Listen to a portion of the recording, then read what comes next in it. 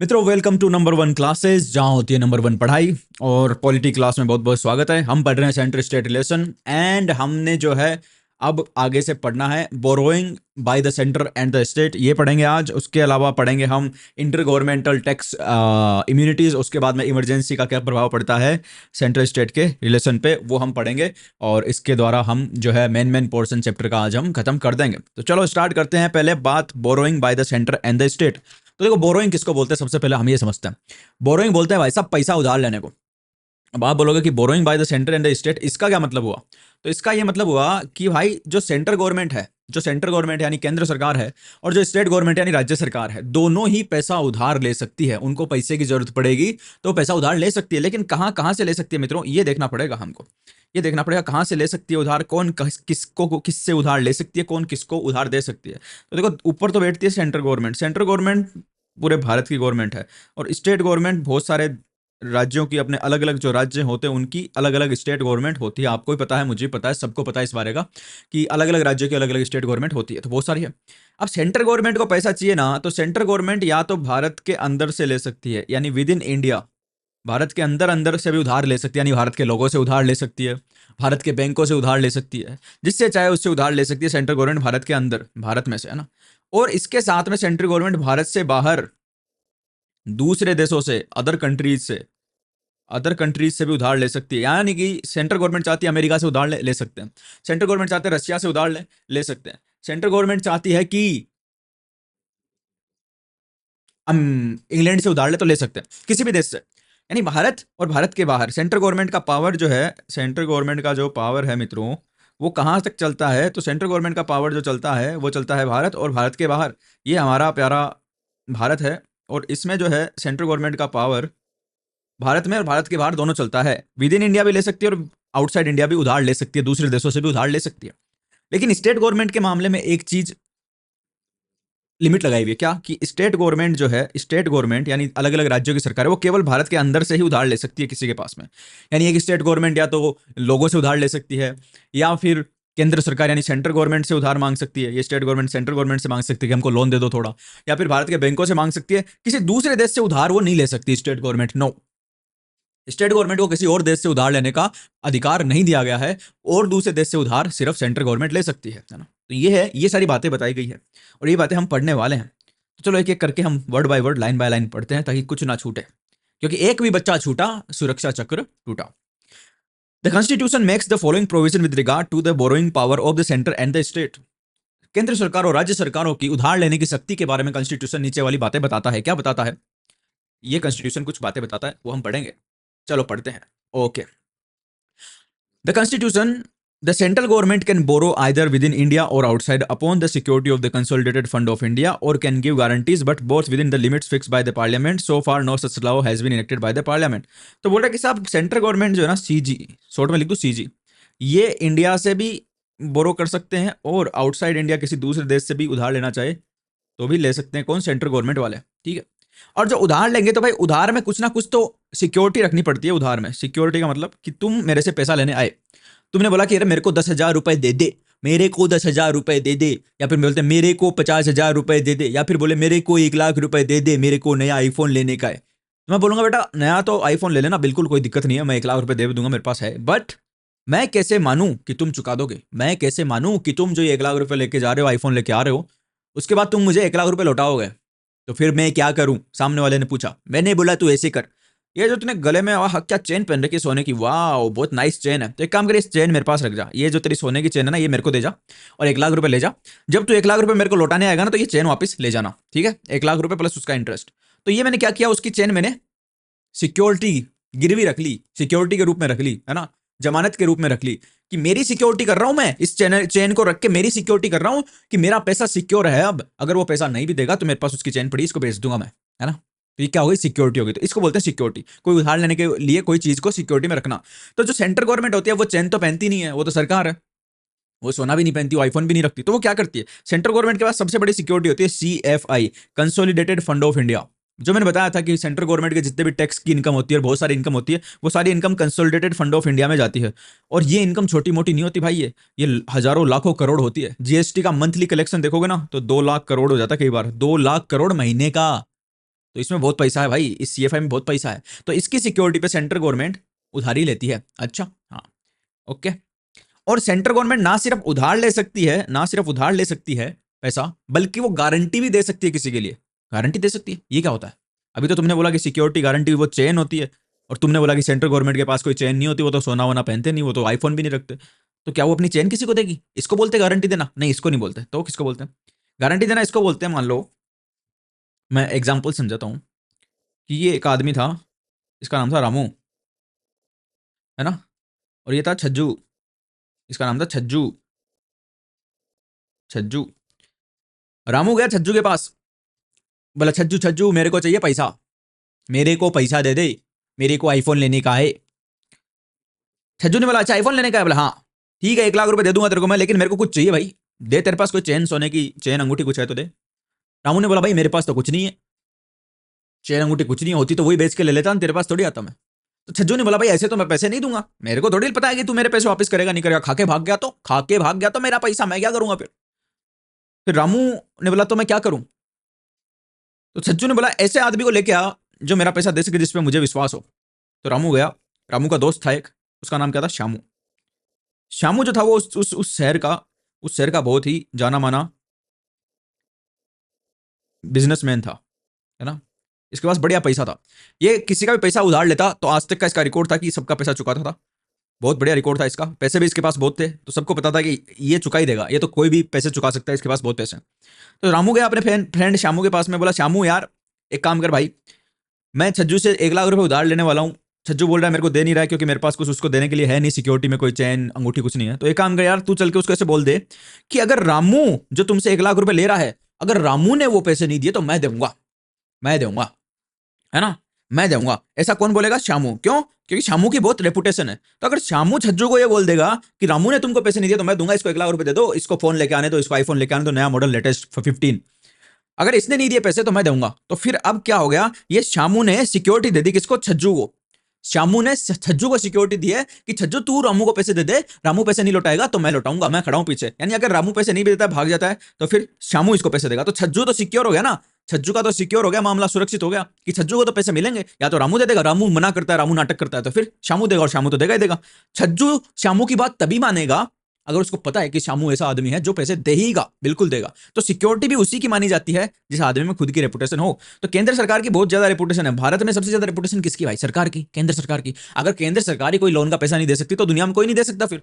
भाई जिसके पास में जीएसटी के 2-2 लाख करोड़ रुपए महीने के आते हैं और इतना 30-40 लाख करोड़ रुपए खर्चा कर देती है, यही नहीं देगी सिक्योरिटी तो कौन देगा? तो केंद्र सरकार क्या करती है, बहुत बार सिक्योरिटी दे देती है कईयों के लिए, जैसे स्टेट गवर्नमेंट के लिए भी दे देती है कि स्टेट गवर्नमेंट कोई लोन ले रही है तो सेंट्रल गवर्नमेंट बोलती है कि हाँ चल हम सिक्योरिटी देते हैं इसकी, है ना, दे दो कोई दिक्कत नहीं है। जैसे जैसे आजकल जो प्रधानमंत्री युवा उद्यमी योजना जो है ना, युवाओं को जो लोन देने की योजना, उसमें युवाओं के पास में, युवा लोगों के पास में बैंक कोई भी सिक्योरिटी नहीं लेता, यानी उनके पास अगर कोई जमीन या फिर गहना या फिर वो कोई चैन या सोना रखने के लिए नहीं, तो भी उनको लोन मिल जाता है। उस लोन की सिक्योरिटी कौन देती है? केंद्र सरकार देती है। तो केंद्र सरकार किसी को सिक्योरिटी भी दे सकती है। तो उसमें ये लिखा हुआ है कि जो भी केंद्र सरकार लोन लेगी और जो सिक्योरिटी देगी वो एक लिमिट में देगी। ऐसे नहीं होगा केंद्र सरकार के मन में है कि भाई हम तो 50 लाख करोड़ रुपए की सिक्योरिटी दे रहे हैं, 50 लाख करोड़ रुपए का लोन ले रहे हैं, मन में है उतना ले ले। नहीं, इसमें लिखा है संविधान में कि ये एक लिमिट तक लेंगे, और वो लिमिट कौन बताएगा? वो लिमिट संविधान जो है, पार्लियामेंट जो है, हमारी पार्लियामेंट जो है, हमारी संसद जो है, वो एक कानून बनाएगी, एक लॉ बनाएगी, और उस लॉ में इस लिमिट के बारे में बताया जाएगा। लेकिन फिर लास्ट में भी लिख दिया कि अभी तक कोई ऐसा कानून बनाया ही नहीं गया है। यानी कि जो मैं समझ पा रहा हूं वो ऐसा है कि सेंट्रल गवर्नमेंट जितना चाहे उतना लोन ले सकती है, लेकिन उसको एक लिमिट में रहना पड़ेगा।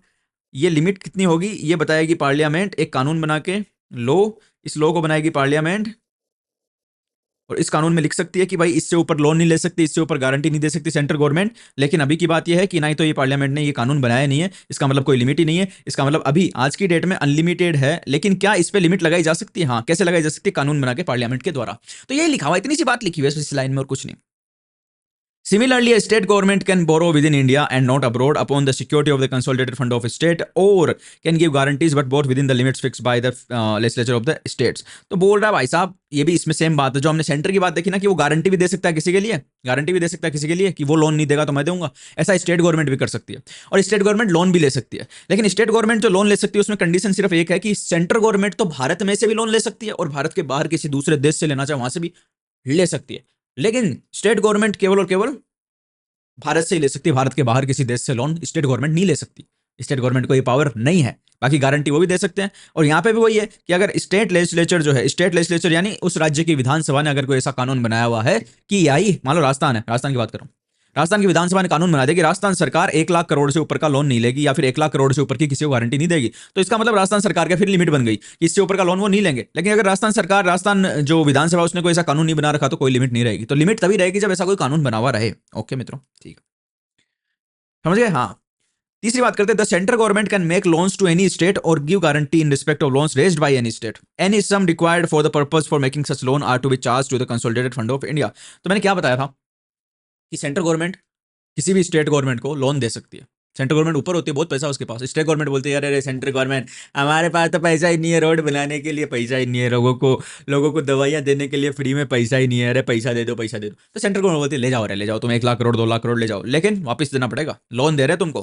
है ना, फ्री फंड में नहीं दे रहे, है ना। एक तो होती है ग्रांट, एक तो होती है ग्रांट। देखो दो टाइप का पैसा देती है सेंट्रल गवर्नमेंट, एक तो सेंट्रल गवर्नमेंट देती है स्टेट गवर्नमेंट को ग्रांट, और दूसरा देती है लोन। ग्रांट तो होती है दान, दान यानी दान का पैसा एक बार दे दिया वापस नहीं मांगते। फिर कोई मांगता है क्या? मैंने किसी को 10 रुपए दान दे दिए, फिर 2 दिन बाद जाके बोलूंगा उसको ला मेरे 10 रुपए वापस दे जो मैं तेरे को दान दिए थे? ऐसा नहीं होता ना, एक बार दान दे दिए दे दिए। तो ग्रांट तो दे दी तो दे दी, लेकिन लोन भाई साहब लोन ही हो ना, ना। लोन तो एक बार दिया दोबारा वापस देना पड़ेगा। ये लोन का मतलब होता है मैं तेरे को पैसा काम में लेने के लिए दे रहा हूँ, थोड़े दिन बाद वापस लौटाएगा मेरे को। तो सेंट्रल गवर्नमेंट स्टेट गवर्नमेंट को दो तरीके से पैसा दे सकती है, एक तो दे सकती है ग्रांट और एक दे सकती है लोन। ग्रांट का पैसा स्टेट गवर्नमेंट काम में लो और खाओ पियो ऐश करो, लोन का पैसा स्टेट गवर्नमेंट काम में लो लेकिन फिर से लौटाना पड़ेगा सेंट्रल गवर्नमेंट को। तो या तो इसको लोन दे सकती है स्टेट गवर्नमेंट को सेंट्रल गवर्नमेंट, और इसके अलावा गारंटी भी दे सकती है। गारंटी का मतलब कि लोन तो सेंट्रल गवर्नमेंट नहीं दे रही है स्टेट को, स्टेट गवर्नमेंट किसी और के पास लोन लेने के लिए जा रही है, लेकिन उस दूसरे आदमी को स्टेट गवर्नमेंट पर भरोसा नहीं है। अब जैसे आज की डेट में पंजाब गवर्नमेंट की बात करें, पंजाब गवर्नमेंट बहुत ज्यादा लोन पे चल रही है, पहले से बहुत लोन लिया हुआ है इन्होंने। तो मान लो किसी बैंक के पास जाती है और बोलती है हमको भाई हमको लोन दे दो, लोन दे दो। बैंक वाला बोलता है भाई हम तो नहीं देंगे। क्यों? तुमने पहले से इतना सारा लाखों करोड़ों का लोन ले रखा है और दूसरे बैंकों से, हमसे और ले लोगे, नहीं चुकाओगे तो हम तो नहीं देंगे। तो फिर क्या करें? तुम एक काम करो, सेंट्रल गवर्नमेंट के पास जाओ। अगर सेंट्रल गवर्नमेंट हमको ये बोल देना कि अगर पंजाब गवर्नमेंट ने लोन नहीं चुकाया तो हम चुकाएंगे, फिर दे देंगे। तो सेंट्रल गवर्नमेंट के पास गए पंजाब गवर्नमेंट वाले और बोले कि सेंट्रल गवर्नमेंट हमारी गारंटी दे दो ना उसको, बैंक वाले को। बैंक वाला गारंटी मांग रहा है कि भाई तुम नहीं चुकाओगे दूसरा कोई चुकाएगा, तुम हाँ बोल दो ना। सेंट्रल गवर्नमेंट हाँ बोल दी तो फिर बैंक वाला इसको लोन दे देगा आराम से, क्योंकि फिर सेंट्रल गवर्नमेंट तो पैसा चुकाएगी चुकाएगी, सेंट्रल गवर्नमेंट के पास बहुत पैसा है। और फिर ये भी लिखा हुआ है कि जो भी सेंट्रल गवर्नमेंट लोन देती है ना और जो भी गारंटी देती है, ठीक है, तो जो मान लो गारंटी दी पंजाब गवर्नमेंट के लिए कि पंजाब गवर्नमेंट लोन नहीं चुकाएगी हम चुकाएंगे, और पंजाब गवर्नमेंट ने मान लो नहीं चुकाया लोन, तो फिर सेंट्रल गवर्नमेंट को चुकाना पड़ेगा, उस बैंक को पैसा देगी सेंट्रल गवर्नमेंट, है ना। तो ये जो पैसा होगा ना, ये पैसा जो देगी ना बैंक को, ये चार्ज होगा कंसोलिडेटेड फंड ऑफ इंडिया पे, चार्ज होगा सीएफआई पे, चार्ज होगा सीएफआई पे। अब चार्ज मुझे समझाना पड़ेगा, है ना। ये पैसा चार्ज होगा सीएफआई पे, ये इंपॉर्टेंट चीज है इसलिए समझा रहा हूं, बाकी तो चार्ज हम देखेंगे बाद में भी।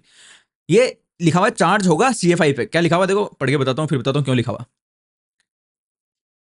Any sum required for the purpose of making such loans are to be charged on the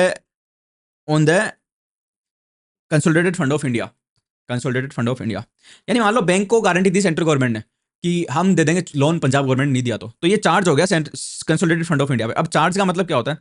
एक तो होता है charged on consolidated fund of India, और एक होता है payment made from consolidated fund of India. यानी एक जगह तो चार्ज लिखा हुआ है और एक में सिर्फ लिखा हुआ है कि हाँ कंसोलिडेटेड फंड ऑफ इंडिया से होगा, चार्ज नहीं लिखा हुआ। तो चार्ज का मतलब ये होता है भाई साहब, जहां पे भी चार्ज लिख देते हैं ना हम कि ये चीज चार्ज होगी कंसोलिडेटेड फंड ऑफ इंडिया पे, तो मतलब उस चीज का फिर पेमेंट करना ही पड़ेगा, करना ही पड़ेगा, करना ही पड़ेगा। हर कंडीशन में पेमेंट हो गया एकदम श्योर कि होगा ही, कंसोलिडेटेड फंड ऑफ इंडिया से इस चीज का पेमेंट होगा ही, कोई रोक नहीं सकता इसको, जहां पे चार्ज लिख दिया तो। लेकिन अगर ऐसा लिख दे कि this will be paid from, paid from, एक तो होता है चार्ज्ड फ्रॉम, है ना, एक तो होता है charged from consolidated fund of India. जहां पे ये लिखा हुआ है charged from consolidated fund of India, वहां पे तो उसका पेमेंट होगा ही होगा कंसोलिडेटेड फंड ऑफ इंडिया से। कंसोलिडेटेड फंड ऑफ इंडिया कुछ नहीं है, कंसोलिडेटेड फंड ऑफ इंडिया मान लो ऐसी एक चीज है जिसको बोला गया जिसमें सारी सेंट्रल गवर्नमेंट का पैसा जो भी आता है ना, ये कोई अलग से फंड नहीं है रे, अलग से फंड नहीं है, इसका बस नाम है। बाकी सेंट्रल गवर्नमेंट के खाते जो बैंक खाते होते हैं ना, तुमको ऐसा लग रहा है कि कोई एक जगह पे पूरा पैसा आता, नहीं, एक जगह नहीं आता। सेंट्रल गवर्नमेंट के जो बैंक के खाते वो पूरे भारत में फैले हुए हैं, हर स्टेट में हर डिस्ट्रिक्ट में सेंट्रल गवर्नमेंट के बैंक अकाउंट्स है। वो सारे बैंक अकाउंट में जो भी पैसा पड़ा है ना, उसको कंसोलिडेटेड फंड ऑफ इंडिया बोलते हैं। वो एक जगह पे पैसा नहीं है, बस इसे नाम दिया हुआ है। तो जिस जिस भी चीज के लिए लिखा जा रहा है कि charged on consolidated fund of India, उसका तो पेमेंट होगा ही होगा। लेकिन अगर किसी में लिखा होगा कि paid from consolidated fund of India, paid from consolidated fund of India, है ना, ठीक है। तो यहाँ पे भाई साहब पेमेंट होगा नहीं होगा जरूरी नहीं है, क्यों? क्योंकि जिस भी चीज में चार्ज नहीं लिखा हुआ ना, तो कंसोलिडेटेड फंड ऑफ इंडिया से पैसा निकलाने के लिए हमेशा पार्लियामेंट का अप्रूवल जरूरी है।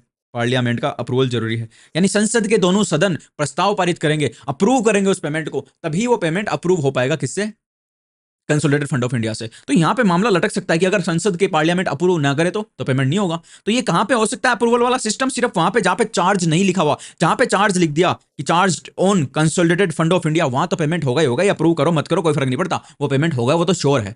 तो जो चीजें बहुत जरूरी थी, अब जैसे बैंक को गारंटी दी, अब बैंक बोलेगा कि भाई तुम लोगों ने तो अगर ये बोल दिया कि तुम्हारी गारंटी का जो पैसा अगर चुकाना पड़ा तो हम उसको कंसोलिडेटेड फंड ऑफ इंडिया से चुकाएंगे, तो बैंक तो ये बोलेगा कि भाई तुम्हारे कंसोलिडेटेड फंड ऑफ इंडिया का तो सिस्टम ही अलग है, पैसा निकालने के लिए तुमको अप्रूवल लेनी पड़ती है पार्लियामेंट की, और पार्लियामेंट वाले लोगों ने नी प्रस्ताव पास किया, तो वोट सही से नहीं मिले, तो नाम में वोट कर दिया, तो हमारा पैसा तो लटक गया। ऐसे नहीं थे कि हम तो कुछ करो इसके लिए। तो फिर संविधान ने जो मेन इंपॉर्टेंट पेमेंट थे ना, जिनको रोका नहीं जा सकता और जो रुकने भी नहीं चाहिए किसी भी तरीके से, उनके लिए नया शब्द निकाला चार्ज। बोले जहां पे हम चार्ज लिख देंगे ना, इसको किसी स्वीकृति की जरूरत नहीं है, ये पेमेंट तो होगा ही होगा, ये पेमेंट तो होगा ही होगा, ये तो हमको देना ही पड़ेगा। तो इसलिए इसको लिखा गया है कि लोन का जो अमाउंट है और सिक्योरिटी इंटरेस्ट का जो गारंटी का जो अमाउंट है, वो पेमेंट कहां से होता है? वो चार्ज होता है कंसोलिडेटेड फंड ऑफ इंडिया पे। देखो क्या लिख रहा है,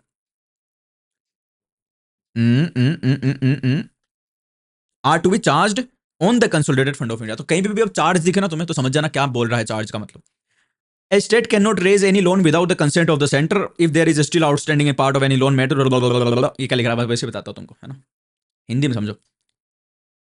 भाई तुम मेरे पास लोन लेके आए, तुम हंसते हुए आए मेरे पास, अरे भैया लोन दे दो, लोन दे दो, 1 लाख रुपए दे दो, आईफोन खरीदना 15 Pro Max। 1.5 लाख में बताएगा, 1.5 लाख रुपए दे दो, आईफोन खरीदना 15 Pro Max।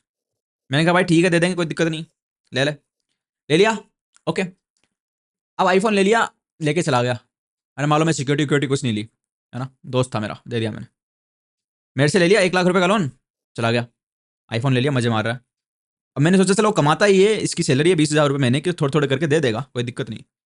अब ये क्या किया, ये दिमागदार ज़्यादा था मेरा दोस्त, है ना, बंबई से आया मेरा दोस्त, दोस्त को सलाम करो, रात को खाओ पियो, दिन में आराम करो। तो ये मेरा दोस्त था, वो मुंबई से आया, आराम करना था इसको, तो ये मेरे से तो 1 लाख रुपए 1,25,000 रुपए लेके चला गया आईफोन के लिए, और दूसरे दोस्त के पास जाके उसको बोलता है यार आईफोन लेना, यार पैसे दे दे, उसके लिए 1.5 लाख रुपए ले गया, उसका अपनी गर्लफ्रेंड के लिए आईफोन खरीद लिया फिर उससे। अरे मेरे से तो पहले से उधार लिया हुआ इसने, और दूसरे के पास जाके और उधार ले लिया। भाई तनख्वाह इसकी सिर्फ 20,000 रुपए, औकात चुकाने की औकात है नहीं, और दो दो लोगों से उधार ले लिया, बताओ। अब संभावना और कम होगी ना कि अब मेरे पैसे आएंगे नहीं आएंगे, बहुत कम हो गई, क्योंकि इसके पास तो पैसे पहले से पैसे नहीं, पहले से ये तो फोकटा है, और इसने इतने लोगों से उधार ले लिया, तो अब तो मतलब मेरे पैसे आने की संभावना कम हो गई। तो मुझे क्या करना चाहिए था? मुझे करना चाहिए था कि भाई देख, तू मेरे से पैसे उधार तो ले जा, दिक्कत नहीं है कोई, लेकिन इसके अलावा फिर किसी से उधार नहीं लेगा तू। क्यों नहीं लेगा? क्योंकि मैं मेरे पैसे सिक्योर करना चाहता हूं, मैं मेरे पैसे सुरक्षित करना चाहता हूं। ज्यादा से उधार लेगा तो फिर मेरे नहीं चुकाएगा ये, क्योंकि इतने लोग हो जाएंगे मांगने वाले, तो फिर किस किस के चुकाएगा। तो मैं बोला चल मेरे से ले गया, दूसरे किसी से उधार लेगा और किसी भी चीज के लिए तो मेरे से पूछेगा पहले, भाई मैं उससे और पैसे मेरे को चाहिए, मैं उधार ले रहा हूँ, ले लूँ क्या? अगर मैं हाँ बोलूंगा तो ही लेगा, ऐसा ही करूंगा ना, मैं नॉर्मल काम ऐसे तो करूंगा। तो वही वही चीज यहाँ पे लिखी हुई है, देखो वही चीज, सेम चीज यहाँ पे लिखी हुई, क्या लिखी हुई है? A state can not raise any loan without the consent of the centre, यानी स्टेट गवर्नमेंट केंद्र सरकार की अनुमति स्वीकृति के बिना दूसरा नया लोन नहीं लेगी। कब? If there is still outstanding any part of the loan made to the state by the centre और in respect of which guarantee has been given by the centre.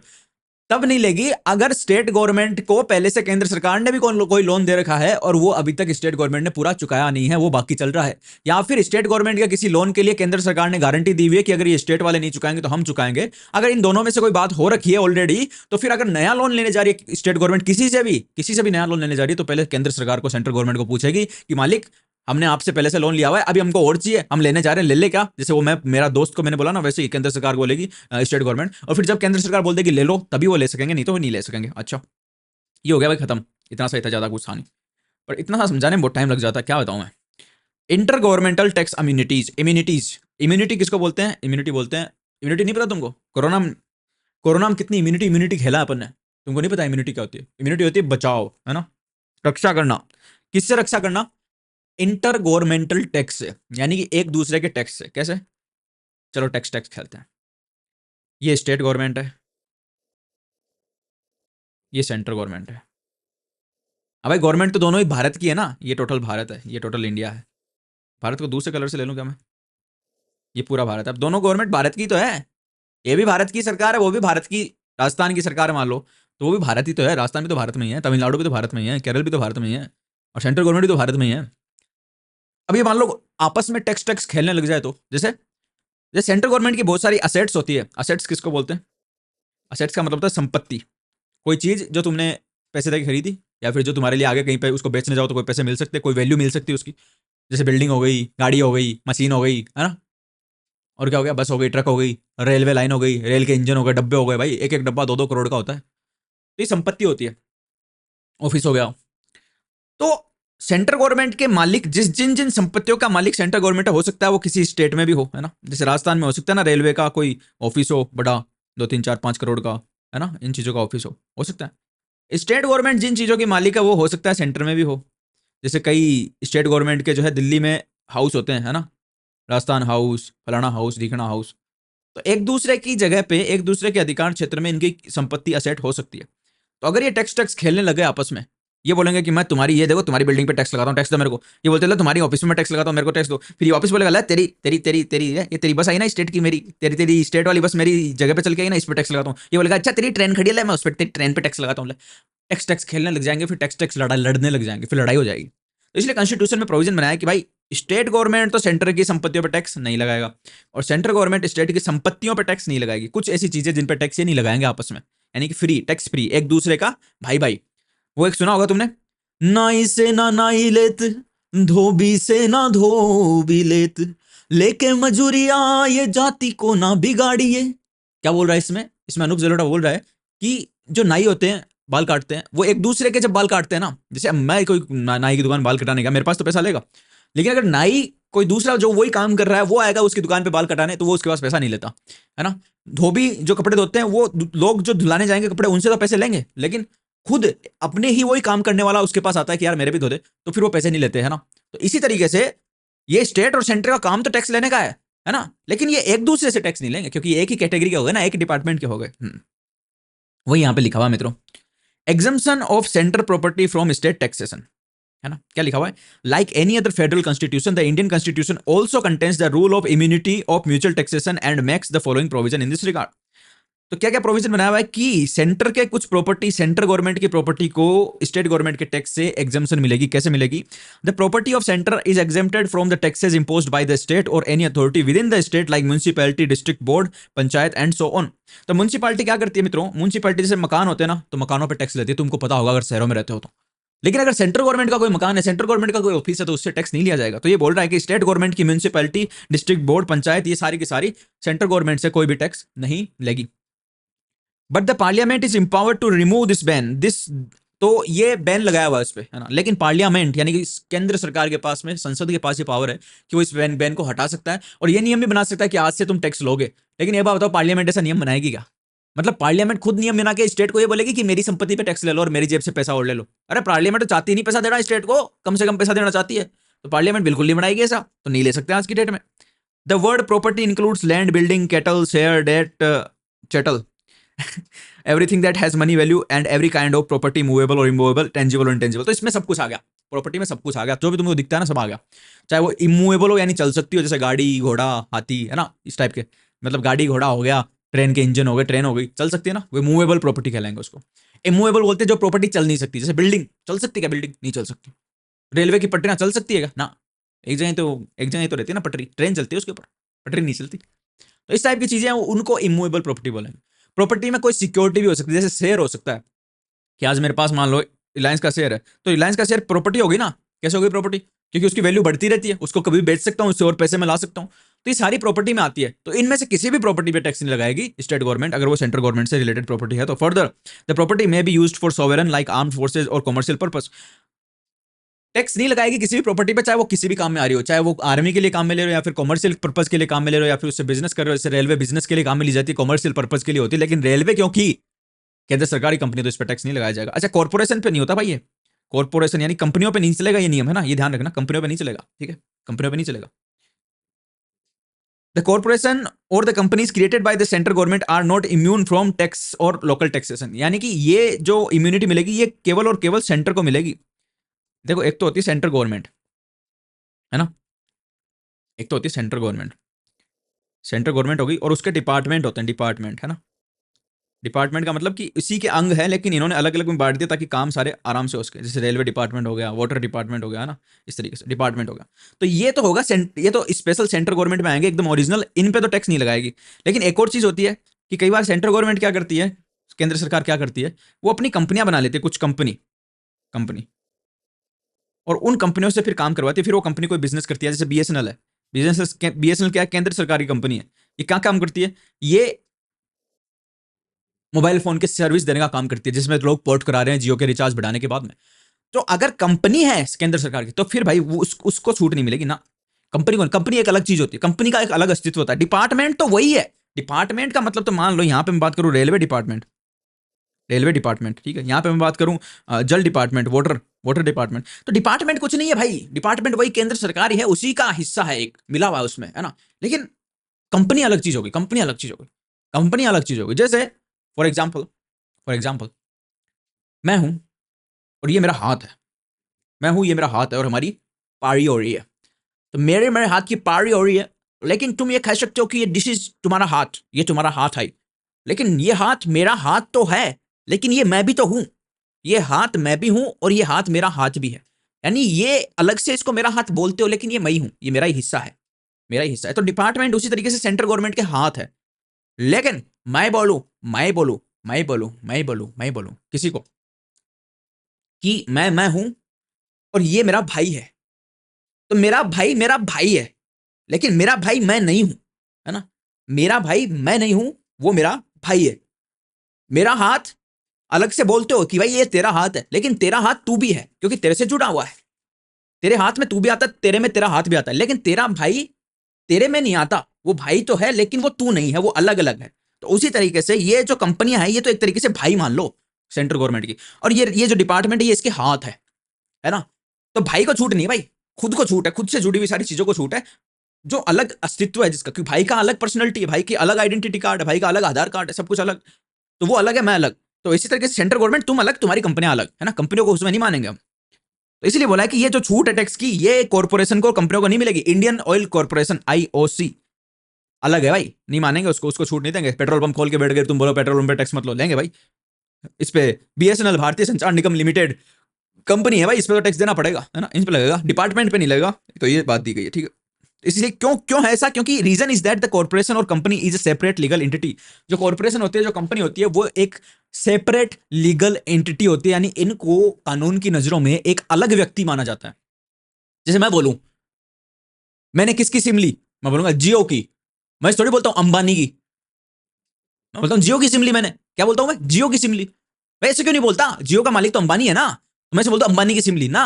क्योंकि जियो का खुद का एक अलग अस्तित्व है, उसका एक लीगल एंटिटी है, वो एक उसकी लीगल आइडेंटिटी है कि वो सिम जियो बेच रही है। केस करूंगा जियो पे करूंगा, अंबानी पे नहीं करूंगा। क्यों नहीं करूंगा, मेरे को पता तो है अंबानी मालिक है उसका, लेकिन केस मैं जियो पे करूंगा, क्योंकि उसकी लीगल एंटिटी अलग है, सेपरेट है वो। तो इसी तरीके से जो कंपनियां है वो सेपरेट होती है, इसीलिए उसको छूट नहीं मिलती। अच्छा, अब बात करते हैं exemption of state property from income. State property या फिर स्टेट की इनकम की एग्जम्पशन सेंटर के टैक्स से। सेंट्रल गवर्नमेंट भी टैक्स नहीं लगा सकती स्टेट की प्रॉपर्टी या इनकम पे। कैसे? The property and the income of state is exempted from central taxation, such income may be derived from sovereign function और कॉमर्शियल फंक्शन। तो बोलिए कि ये स्टेट गवर्नमेंट की इनकम भी होगी, उस पर भी सेंटर के टैक्स नहीं लगेंगे। जैसे मान लो स्टेट गवर्नमेंट की नगर पालिका है, म्यूनिसिपैलिटी है, म्यूनिसिपैलिटी टैक्स लेती है, म्यूनिसिपल टैक्सेस, है ना। और मान लो म्यूनिसिपल टैक्स में जयपुर की, मान लो म्यूनिसिपैलिटी को 10,000 करोड़ रुपए की कमाई हुई म्यूनिसिपल टैक्स में। तो केंद्र सरकार आके ये नहीं बोलेगी भाई इस 10,000 करोड़ पे हमको 30% इनकम टैक्स दे दो। नहीं नहीं नहीं नहीं, इन पे इनकम टैक्स नहीं लगता है ना ना ना ना। चीटिंग कर रहा है तो चीटिंग कर रहा है, इन पे इनकम टैक्स नहीं लगेगा। चीटिंग नहीं है ये, चीटिंग नहीं है ये। गवर्नमेंट एक दूसरे पे नहीं लगाती। But the centre can tax the commercial operation of the state if parliament so provide. अगर अगर अगर अगर मित्रों, अगर पार्लियामेंट वाले बोले, अगर पार्लियामेंट वाले बोले कि भाई सेंटर के ये जो फंक्शन है ना, म्यूनिसिपैलिटी टैक्स ले रही है, तो कॉमर्शियल फंक्शन नहीं आता। ये तो एक तरीके से उसके एडमिनिस्ट्रेटिव फंक्शन में आता है। लेकिन कॉमर्शियल फंक्शन किसको बोलते हैं, कि मान लो स्टेट गवर्नमेंट कोई व्यापार करती है ना। जैसे स्टेट गवर्नमेंट बोलती है कि हम एक डिपार्टमेंट बना रहे, department of road transport. Company नहीं बनाई, डिपार्टमेंट बनाया। मैंने बोला डिपार्टमेंट हाथ होता है, तो डिपार्टमेंट एक दूसरे में मिला रहता है। हम डिपार्टमेंट ऑफ रोड ट्रांसपोर्ट बनाएंगे और वो बस चलवाएगा, और वो बस जो चलेगी उससे किराया लेंगे लोगों से और फिर उस बस को चलवाएंगे। तो वो कॉमर्शियल फंक्शन हो गया, वो व्यापार करने लगे वहां पे। तो उससे जो इनकम आएगी तो पार्लियामेंट कानून बना के उस पर टैक्स लगा सकती है, लेकिन लगाया हुआ नहीं है अभी तक, है ना। However the parliament can declare any particular trade और बिजनेस एज इंसिडेंटल और ordinary function of the government and it would not be taxable. तो पार्लियामेंट चाहे तो उस बिजनेस फंक्शन पे, यानी वो जहां पे धंधा करने लगे सरकार, सरकारें भी धंधा कर देती है कई बार, है ना, धंधे का मतलब बिजनेस। तो उस बिजनेस इनकम पे पार्लियामेंट चाहे तो टैक्स लगा भी सकती है, और चाहे तो ये भी बोल सकती है कि नहीं, हम नहीं लगाएंगे, हम इस पे टैक्स नहीं लगाना चाहते। जैसे राजस्थान में है, राजस्थान में है जैसे, है ना, राजस्थान में है।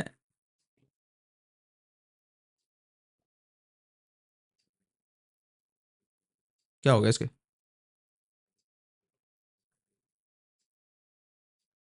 ठीक है। तो मैंने क्या बोला कि मान लो वो सरकार की जो मैं बात कर रहा था, वो रोड ट्रांसपोर्ट डिपार्टमेंट बोलता है कि हम आज से छोटी छोटी गाड़ियां चलाएंगे, ओला उबर को बंद करेंगे, और हम हमारे राज्य के लोगों को ऐसी गाड़ियों में सफर करवाएंगे खुद ही। कोई कंपनी नहीं खोली इसके लिए, खुद ही चालू कर दिया। तो वो हो गया बिजनेस फंक्शन, तो उस पर टैक्स लगा सकती है सरकार। लेकिन अगर पार्लियामेंट बोले कि नहीं, ये तो सही कर रही है सरकार, गर्मी पड़ती है राजस्थान में, देनी चाहिए एसी की गाड़ियां लोगों को, बहुत बढ़िया काम कर रही है, इस पर हम टैक्स नहीं लगाएंगे, तो नहीं भी लगाएंगे, वो ये पार्लियामेंट के हाथ में है। लेकिन नॉर्मल जो फंक्शन है उन पर टैक्स नहीं लगता स्टेट गवर्नमेंट के, ठीक है। Notably, the property and income of the local authority situated within the state are not exempted from the central taxation. Similarly, the property or income of the corporation and companies owned by a state can be taxed by the center. क्या बोल रहा है ये कि जो property है और जो इनकम है लोकल अथॉरिटीज की, जो किसी स्टेट में हो, स्टेट में सिचुएटेड हो, वो एग्जेम्प्ट नहीं होती सेंट्रल टैक्सेशन से।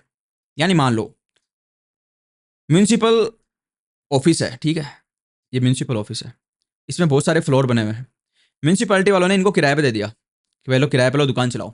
यहाँ से उनके पास में 1 लाख रुपए की इनकम आती है, ठीक है, 1 लाख रुपए की इनकम आती है। तो ये 1 लाख रुपए की इनकम जो हाउस की इनकम आ रही है ना, हाउस को किराए पे देने से इनकम आ रही है, इस पे सेंट्रल गवर्नमेंट टैक्स लगा सकती है, ये एग्जेम्प्ट नहीं है।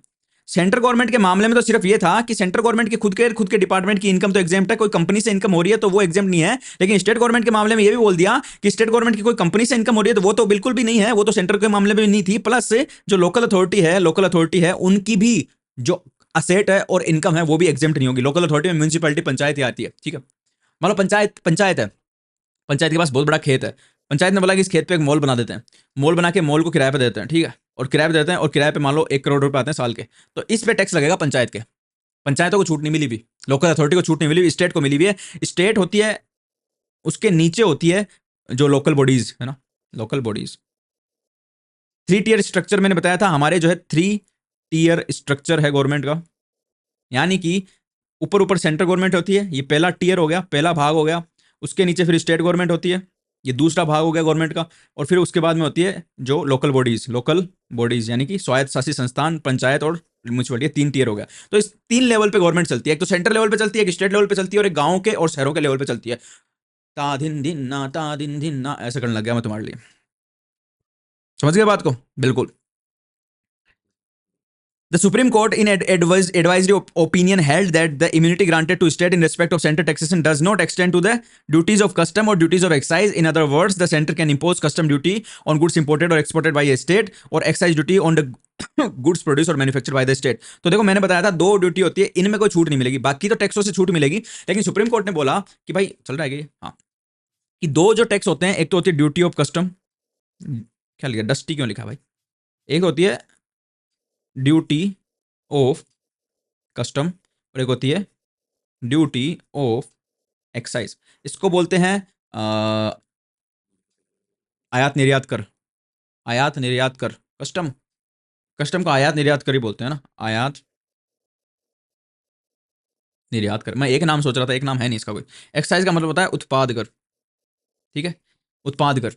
तो ये तो लगता है एक्साइज, तो लगती है कोई चीज बना रहे हम नई, जैसे मैं मोबाइल बना रहा हूँ तो उत्पाद कर देना पड़ेगा, मैं कुरकुरे बना रहा हूँ तो उत्पाद कर देना पड़ेगा, एक्साइज ड्यूटी देनी पड़ेगी।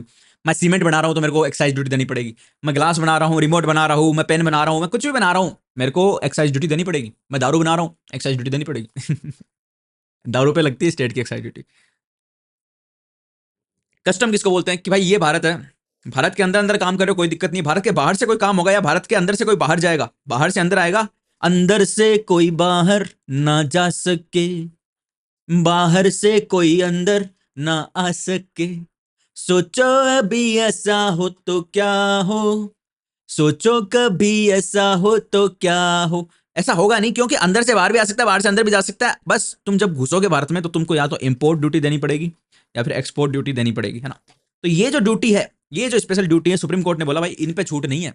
क्योंकि अगर स्टेट गवर्नमेंट कोई चीज बनाती है, जैसे बोले स्टेट गवर्नमेंट की हम तो आज से सीमेंट की फैक्ट्री लगाएंगे और हमारे department of public works PWD department के अंतर्गत ये सीमेंट की फैक्ट्री चलेगी और इससे हम सीमेंट बेचेंगे, तो भाई उस पर देना पड़ेगा, उत्पाद कर तो देना ही पड़ेगा, एक्साइज ड्यूटी देनी पड़ेगी, क्योंकि तुम कुछ बना रहे हो।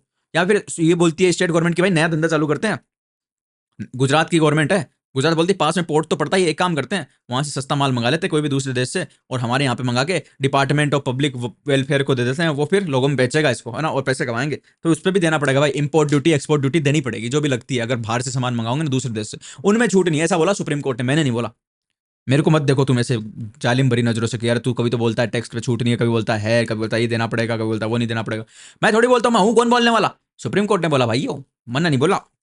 तो इस तरीके से इन चीज़ों पे देनी पड़ेगी। तो ये थी छूटें, ये थी छूटें। और इफेक्ट ऑफ इमरजेंसी हम पढ़ेंगे अगली क्लास में। क्यों?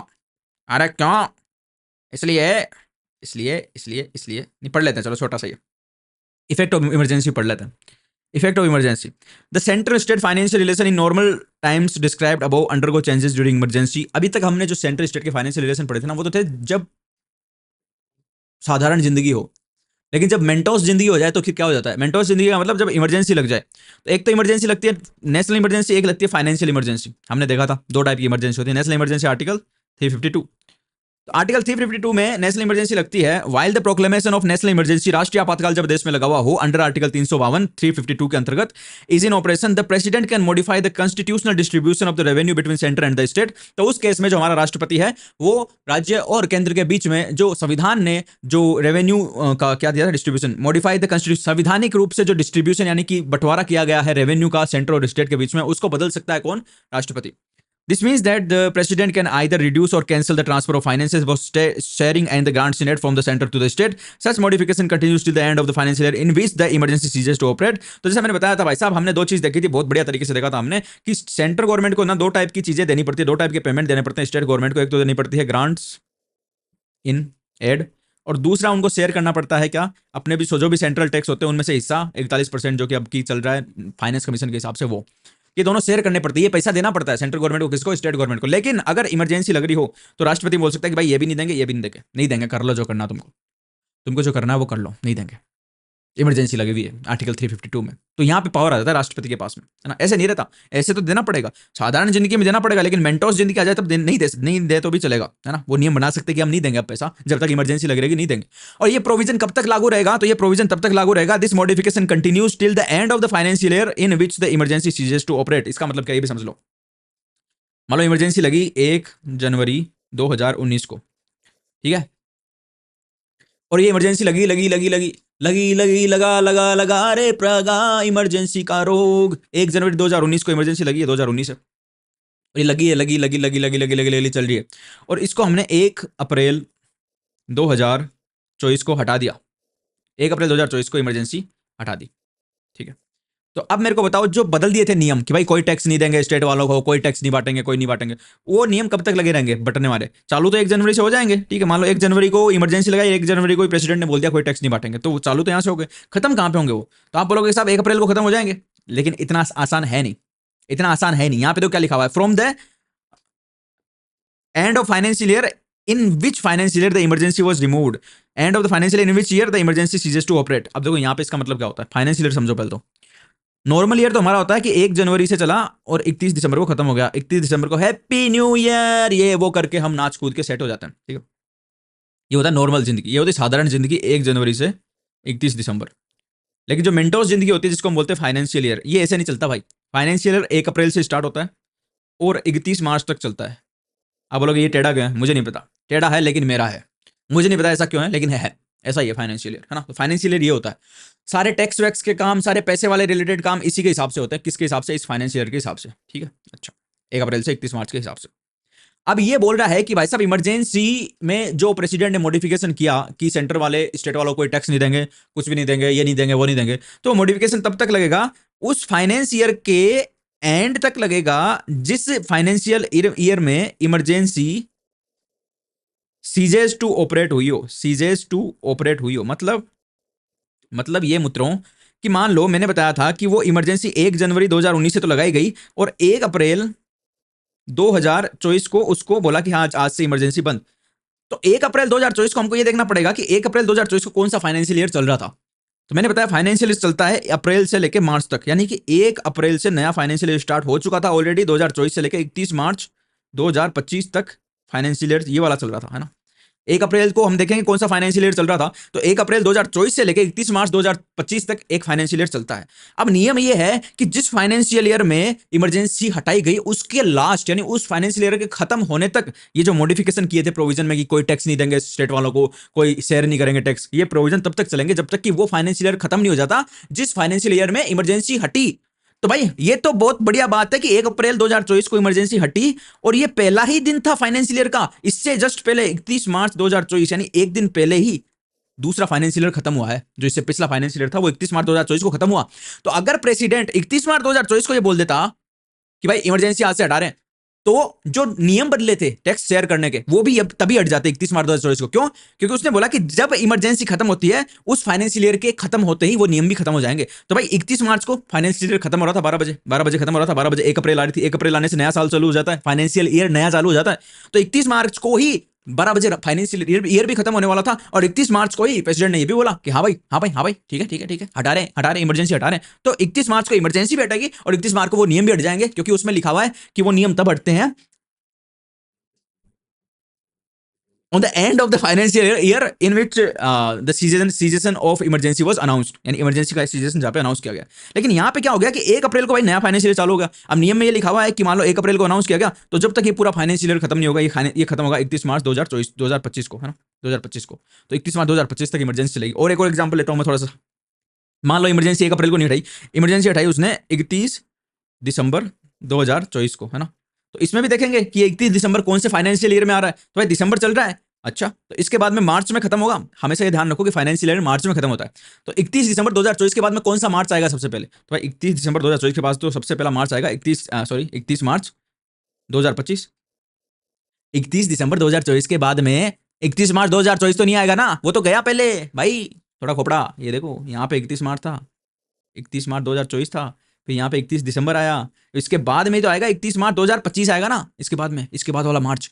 तो 31 दिसंबर 2024 को अगर इमरजेंसी हटाई गई तो वो नियम कब खत्म होंगे, 31 मार्च 2025 को होंगे, यानी वो फाइनेंशियल ईयर खत्म होने वाले दिन को। और ये फाइनेंशियल ईयर कब खत्म होगा, 31 मार्च 2025, यानी अगले साल के 31 मार्च को। खोपड़े में बैठ के तो बहुत बढ़िया, नहीं बैठ तो 2 बार देख लेना। ठीक है, ये तो होगी नेशनल इमरजेंसी की बात में। अब बात करते हैं फाइनेंशियल इमरजेंसी की। While the proclamation of the financial emergency under article 360 360 article number 360 के अंतर्गत लगाई जाती है फाइनेंशियल इमरजेंसी। हमने 3 इमरजेंसी देखी थी। आर्टिकल 352 में लगती है नेशनल इमरजेंसी, आर्टिकल 356 में लगती है जो इसको बोलते हैं स्टेट इमरजेंसी या फिर प्रेसिडेंट रूल, और आर्टिकल नंबर 360 में जो आप देख रहे हैं वो लगती है फाइनेंशियल इमरजेंसी। फाइनेंशियल इमरजेंसी अगर लगाई भी हो, the centre can give direction to the state, तो उस केस में सेंट्रल गवर्नमेंट स्टेट गवर्नमेंट को डायरेक्शन दे सकती है। क्या डायरेक्शन दे सकती है, बोलेगी ऐसे कर रही है काम, अरे ये काम ऐसे कर, ऐसे बोल सकती है। To observe the specified canon of financial proprietary, उसको ये बोल सकती है भाई पैसे खराब मत करो, वेस्ट मत करो, पैसे बचा के रखो, फालतू के खर्चे मत करो, ये डायरेक्शन दे सकती है। To reduce the salaries and allowance of all the classes of person serving in the state, किसी भी टाइप का आदमी हो, कितना भी बड़ा अधिकारी हो, बोलेंगे इनकी सैलरी कम करो, काटो इनकी सैलरी, काटो, काम तो करते नहीं है, इतना वो जा रहा है, पैसे हमारे पास है नहीं, सैलरी काट लो इनकी। तो उनकी रिड्यूस करने के लिए, सैलरी रिड्यूस करने के लिए भी बोल सकते किसी भी क्लास के एम्प्लॉय की, चाहे वो कलेक्टर ही क्यों ना उसकी भी।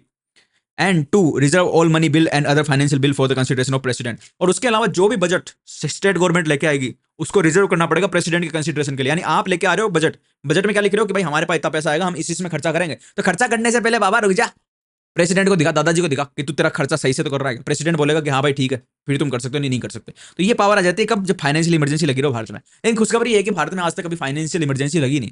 कब लगाई जाती है फाइनेंशियल इमरजेंसी, तब लगाई जाती है जब एकदम कड़की चल रही हो सरकार के पास तनख्वाह देने का पैसा नहीं हो और इज्जत ना खराब हो जाए भारत की दुनिया में कि दूसरों से पैसा मांगना पड़ जाए कि हमारे पास तो पैसे खत्म हो गए, बोलेंगे देखो भारत की देखो दशा क्या हो गई। तो इसलिए फाइनेंशियल इमरजेंसी का सिस्टम लाया गया कि सरकार, केंद्र सरकार सबको बोलेगी खर्चा कम करो, खर्चा बहुत कम कर देते हैं इसमें। सुप्रीम कोर्ट के और हाई कोर्ट के, भाई साहब हाई कोर्ट और सुप्रीम कोर्ट के जज है ना, इनके लिए ये रूल बनाया हुआ है कि किसी भी कंडीशन में इनकी सैलरी कम नहीं की जा सकती, किसी भी कंडीशन में, किसी भी कंडीशन में। एक बार जितनी सैलरी पे आदमी लग गया ना, उससे कम नहीं होगी, बढ़ेगी। लेकिन फाइनेंशियल इमरजेंसी में इनकी सैलरी भी कम हो जाती है भाई, फाइनेंशियल इमरजेंसी में इनकी सैलरी भी कम कर दी जाती है, काट ली जाती है, मतलब जितने दिन तक इमरजेंसी में चले, जितने दिन तक हमारे पास पैसा नहीं है, इनकी भी सैलरी हम काट के नहीं देते इनको पूरी।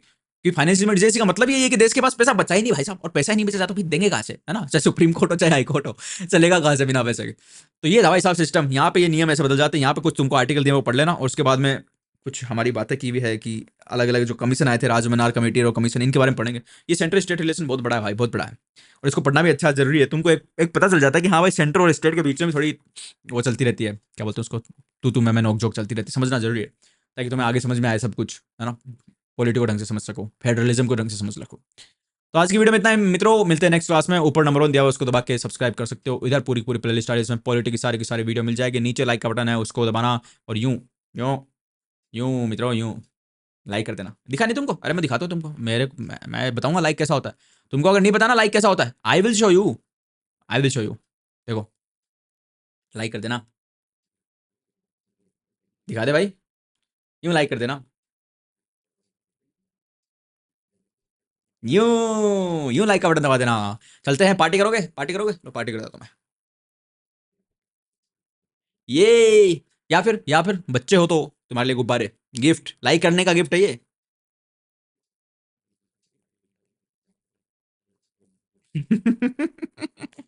Bye bye, see you in the next class, thank you very much, good night, good day.